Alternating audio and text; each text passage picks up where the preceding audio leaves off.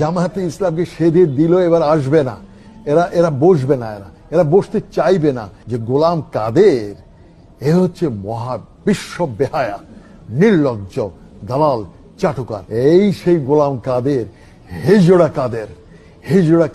2026-এ যেই নির্বাচনের কথা আপনি বলছেন, এটা আসন বন্টনের নির্বাচন, যেটাকে আপনি অন্যভাবে বলতে পারেন নির্বাচন নয়, প্রহসন।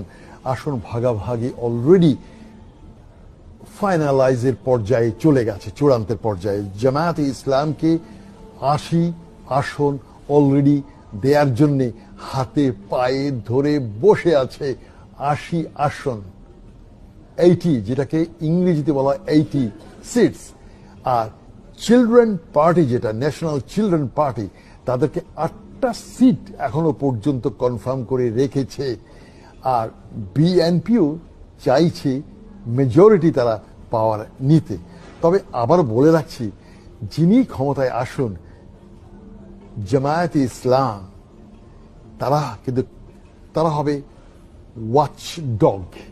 এই ওয়াচ ডগ বলতে অনেকে হয়তো বুঝবে না যে ক্ষমতার পেছনে যে মুগুর যে হাতে থাকা, এই মুগুরধারী হবে জামায়াতে ইসলাম। সুতরাং যারা আসবে 2026-এ, এটা একটা মিক্সড কাইন্ড অফ, একটা মিক্সড একটা কিছু আসবে। আর আমি আগেও বলেছিলাম জামায়াতে ইসলামকে যদি মেজরিটি দিয়েও এবার ক্ষমতায় বসানো হয়, Jamaat-e Islam is too smart, very smart.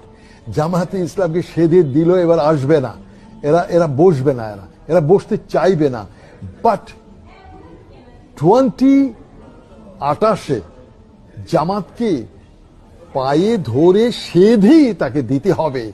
কারণ এই যে ট্রানজিশনাল পিরিয়ড, এই যে 2026 এবং 2028, এই 2 বছরের যে মাঝখানে যে ট্রানজিশন, যে সরকার আসবে, সেই সরকার তার কাঁধে কিছু কলঙ্ক, কিছু দায়ভার, কিছু ব্যর্থতা নিয়েই তারা বিদায় হবে।